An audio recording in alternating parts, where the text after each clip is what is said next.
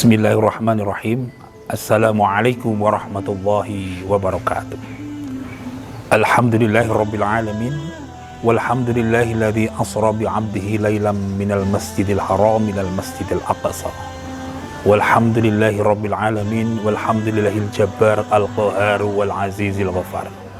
Asyhadu an la ilaha illallah wa asyhadu anna Muhammadan abduhu wa rasuluh. Allahumma salli wa sallim ala sayyidina Muhammad wa ala alihi wa sahbihi ajmain. Ikhwanu billahi arsyadakumullah. Marilah yang pertama-tama dan yang paling utama kita panjatkan puja puji syukur kita kehadirat Allah Subhanahu wa taala, yang mana pada kesempatan yang berbahagia ini kita masih diizinkan oleh Allah untuk menggerakkan seluruh organ tubuh kita li taatillah. Mudah-mudahan kita istiqamah menjadi orang-orang yang bertakwa. Salawat serta salam senantiasa kita aturkan kepada Nabi Muhammad ibn Abdillah, Muhammadin Nabil Mukhtar, Muhammad sallallahu alaihi wasallam. Mudah-mudahan kita istiqamah menghidupkan sunnah-sunnah beliau, dan mudah-mudahan kita mendapatkan syafaat fi yaumil qiyamah, dan akhirnya kita dipersatukan dengan beliau di surganya Allah Subhanahu wa taala. Ikhwanu billahi arsyadakumullah. Alhamdulillah kita sudah memasuki di pertengahan bulan Rajab. Bulan Rajab adalah bulan yang mana Allah memuliakan bulan tersebut. Ada 4 bulan yang dimuliakan oleh Allah, atau bisa dikatakan Syahrul Hurum, Syahrullah. Bulan Dzulhijjah, bulan Dzulqa'dah, bulan Muharram, dan bulan Rajab. Maka inilah bulan-bulan yang dimuliakan oleh Allah. Kalau dalam setahun ada Sayyidu Suhur, bulan yang paling dicintai oleh Allah, yaitu bulan Ramadan. Tetapi ada juga bulan yang dimuliakan oleh Allah, salah satunya yaitu bulan Rajab. Ikhwanu billahi arsyadakumullah, bahwasanya Syahrullah atau bulan yang dimuliakan oleh Allah, maka ketika manusia itu melakukan amaliyah di bulan yang dicintai oleh Allah, maka Allah akan melipat gandakan pahala-pahala yang dia lakukan. Sebaliknya, Ibnu Katsir mengatakan, barang siapa yang bermaksiat di bulan-bulan yang dimuliakan oleh Allah, maka dosanya akan dilipat gandakan oleh Allah Subhanahu wa taala. Ikhwanu billah, bulan Rajab adalah salah satu prime time-nya Allah, bulan yang dimuliakan oleh Allah. Maka ketika kita melakukan amal ibadah, Allah akan melipat gandakan pahala tersebut. Sebaliknya, ketika kita melakukan maksiat, dosa kita akan dilipat gandakan oleh Allah, karena ini adalah waktu favoritnya Allah. Ibaratnya kalau kita melihat televisi, yang mana acara televisi itu acara yang digemari oleh pemirsa, dengan rating yang tertinggi, dengan waktu yang terbaik, harga iklannya mahal. Sebaliknya, kalau kita melihat acara televisi yang acara itu ditayangkan di tengah malam, tidak ada pemirsanya, maka harga iklannya murah. Seperti halnya kalau kita itu melakukan amal ibadah di bulan Rajab, maka harga pahala kita di hadapan Allah akan dilipatkan berlipat-lipat ganda. Tetapi ketika kita melakukan maksiat di bulan yang dimuliakan oleh Allah, maka Allah marahnya, Allah murkanya, dosanya akan dilipat gandakan. Ikhwanu billahi arsyadakumullah. Di dalam bulan Rajab ini, Syekh Abu Bakar Al-Baghi mengatakan, Rajab adalah bulan menanam, Sya'ban adalah bulan menyiram, dan Ramadan adalah bulan memanen. Artinya apa? Bahwasanya bulan Rajab ini adalah bulan di mana untuk warming up, bulan persiapan, bulan tarhibur Ramadan, bulan menyambut bulan Ramadan. Ketika kita maksimal dalam ibadah kita di bulan Rajab, insya Allah Ramadan kita besok sukses. Dan ketika Ramadan kita sukses, kita akan mendapatkan gelar la'allakum tattaqun, gelar yang paling mulia, in akramakum indallahi atqakum.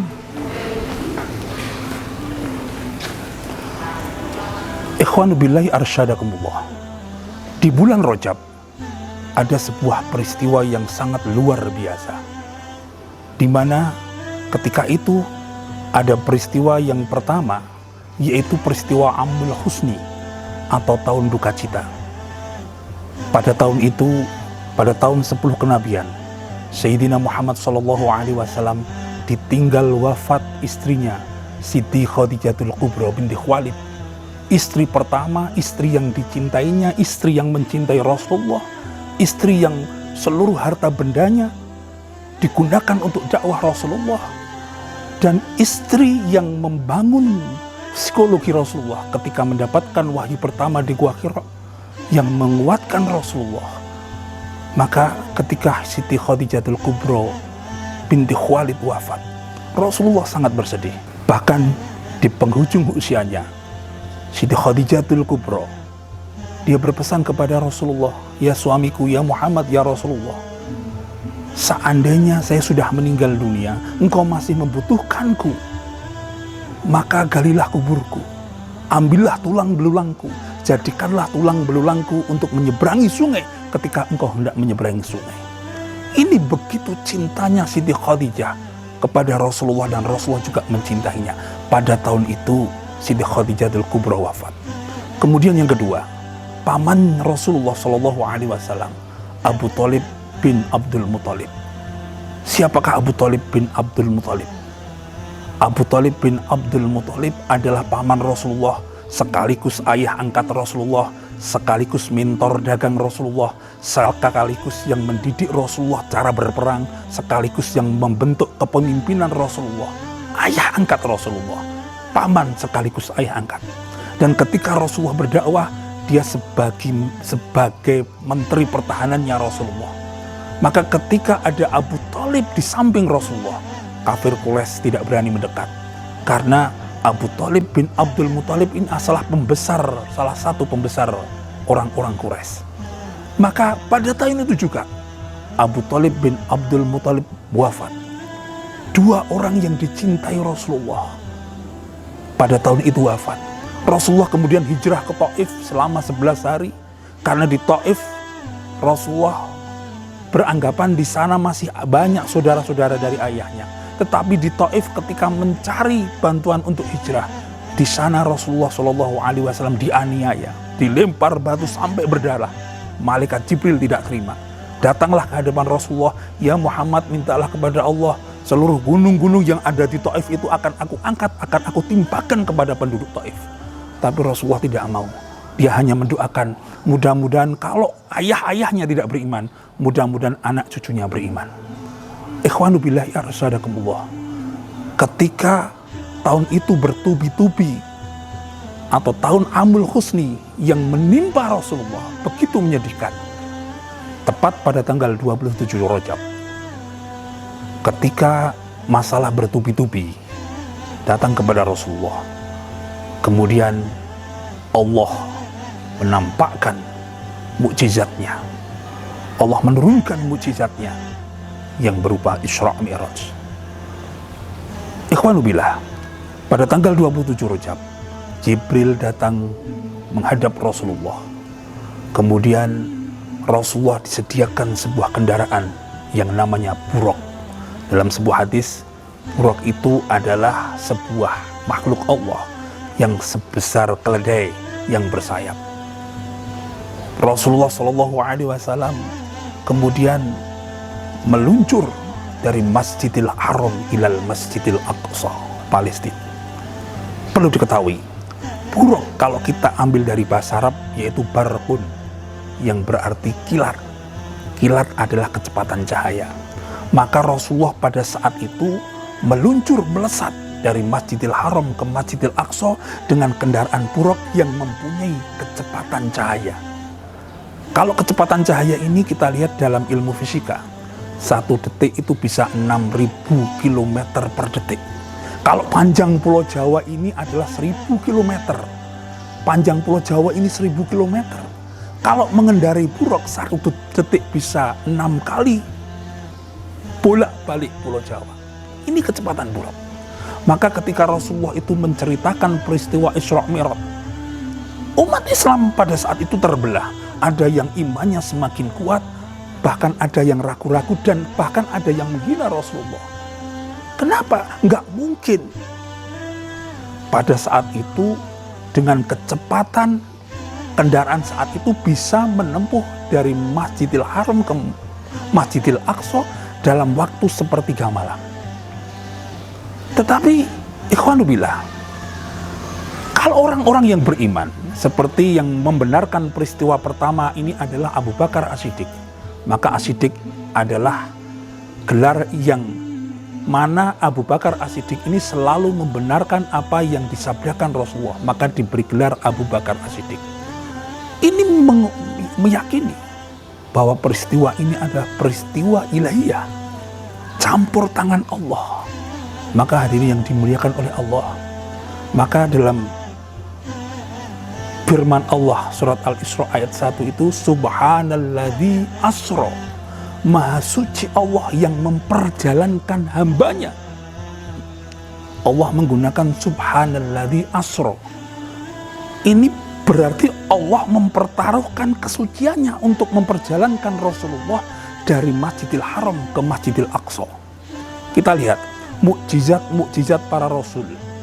Ketika Nabi Ibrahim dibakar oleh Raja Namrud, ketika Nabi Musa bisa membelah Laut Merah, ketika Nabi Yunus ditelan dalam ikan paus, ketika Nabi Nuh selamat dari banjir bandang. Firman-firman Allah ini tidak menggunakan kalimat Subhanalladzi, tetapi khusus oleh Rasulullah, khusus untuk Nabi Muhammad SAW, Allah menggunakan kata-kata Subhanalladzi, Maha suci Allah, asra, yang memperjalankan. Jadi yang berjalan itu bukan Rasulullah, tapi karena kesucian Allah, kekuatan Allah, kemahakuatan Allah, sehingga yang rasionalitas tidak mampu, tetapi keimanan itu yang bisa membuktikan. Keimanan itu yang bisa meyakinkan. Maka hadirin yang dimuliakan oleh Allah, setelah Rasulullah SAW melesat dari Masjidil Haram ke Masjidil Aqsa, mengendarai kendaraan buruk, kemudian Rasulullah SAW meluncur ke langit ketujuh, ke Sidratul Muntaha. Ikhwanu billahi arsyadakumullah. Kemudian Rasulullah melesat ke Sidratul Muntaha dan Jibril tidak mampu mendampingi Rasulullah. Dalam posisi seperti ini, bahwasanya posisi Rasulullah dengan Jibril lebih mulia Rasulullah, sampai Jibril pun tidak sanggup untuk menghadap Allah. Kemudian ketika Rasulullah bertemu dengan Allah, diberi wahyu 1 hari disuruh sholat 50 kali dalam sehari. Kemudian turun bertemu Nabi Musa, dinasihati, ya Muhammad, umatmu gak akan mampu sholat sehari 50 kali. Kemudian Rasulullah naik bertemu Allah, kemudian turun sampai didiskon sampai sehari Rasulullah disuruh untuk sholat 5 kali. Dan ini masih dinasihati oleh Nabi Musa, umatmu tidak akan mampu. Tetapi Rasulullah SAW sudah terlanjur meminta diskon begitu banyak. Kemudian inilah yang menjadi syariat, bahwasanya umat Islam diwajibkan sholat sehari 5 kali. Ikhwanubillah, yang menjadi catatan peristiwa ini apa? Ketika Rasulullah SAW diperintahkan ibadah atau melakukan syariat apapun, itu biasanya wahyu dari Allah lewat Jibril ke Rasulullah.